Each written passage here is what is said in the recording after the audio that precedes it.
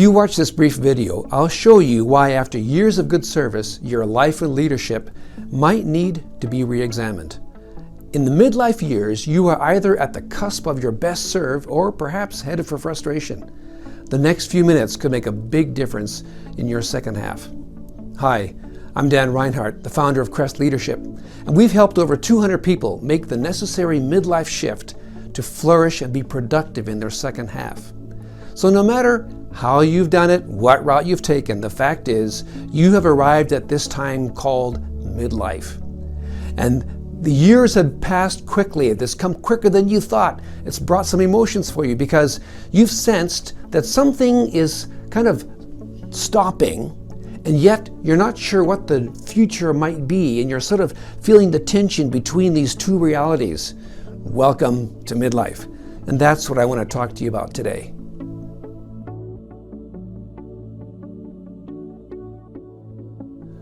These feelings are normal. It's the natural pause needed to make the deep shift to significance. And if you're going to transition well into your next chapter, you'll have to pay fierce attention to your life and leadership. The research says that those who take the time and effort by thinking again at midlife do much better in the second half than those who just coast along. Here's a couple of stubborn facts. First one, you don't improve on autopilot. Doing the same thing and going on with the same results is not what you want for your second half. The fact is, you are going to have to shift, and that's number two. What got you here won't get you there. And you're going to have to recognize that if you want improved results and you want a different second half, you're going to have to do things differently. And you probably already have a gut feel about this, and that's actually why you're watching this video. Well, let me tell you about my midlife. A strange thing happened to me. After years of good service, I began to feel, kind of unsettled.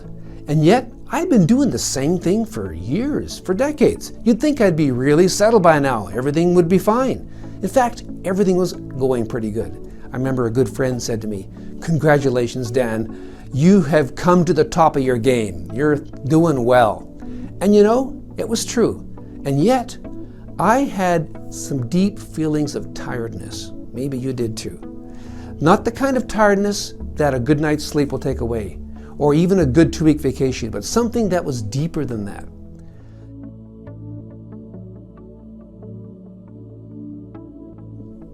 You know, I had a growing yearning for a timeout. I remember praying, "Lord, I'd rather have a timeout than a burnout." I had seen people who'd burnt out, and I didn't want to go there. I don't think you do either. I also had a growing sense and yearning to stop the treadmill. I wanted time to think, time to be refreshed and to learn again. Well, maybe you've had some things like this too. These thoughts like, what's next? You know, been here, done this. Do I really want to do this the rest of my life? And I wish that I could stop and read and reflect. I'm too busy for that. And these thoughts that were spinning in my mind were unsettling. Well, you know, about a year later, God granted my request, and I was able to take a sabbatical and spend a whole year pursuing doctoral studies about leadership across North America and even overseas. Here's something I discovered that's really good news for you. I found out that there's a general pattern in how God works in people over their lifetime, and that somewhere in the midlife, everyone comes to this point of pausing, of thinking, of reflecting and wondering.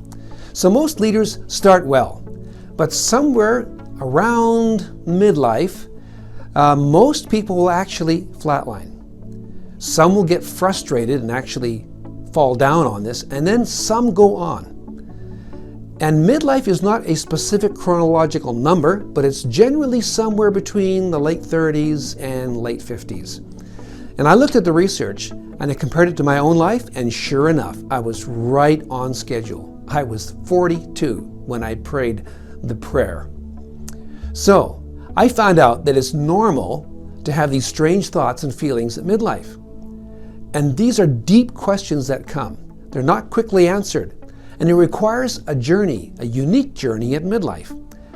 Deep reflection, wise input, and courageous actions are needed for this midlife journey. And the stats are that only 1 out of 4 can figure this out on their own. That means 3 out of 4 at this time in life would sure benefit from a guided process.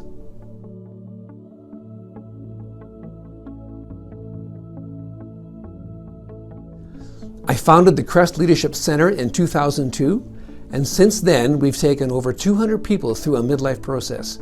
I've been thinking and living this midlife shift for 15 years, and things are much clearer now. Life isn't perfect or without challenges, but it's definitely clearer. And I love talking with people at these midlife decades. And here's a bonus. You can actually earn a master's degree while you do this midlife journey. That's right, a credential for a practical, life-centered degree in leadership from CREST. In fact, the majority of our students take this option. So maybe you're having some unsettling thoughts and feelings now. And I've come to realize that these are a gift from God, an invitation to think again about life deeply. Because the good news is that your life and your best contribution will be likely in the second half, but you're going to have to go deeper to accomplish it.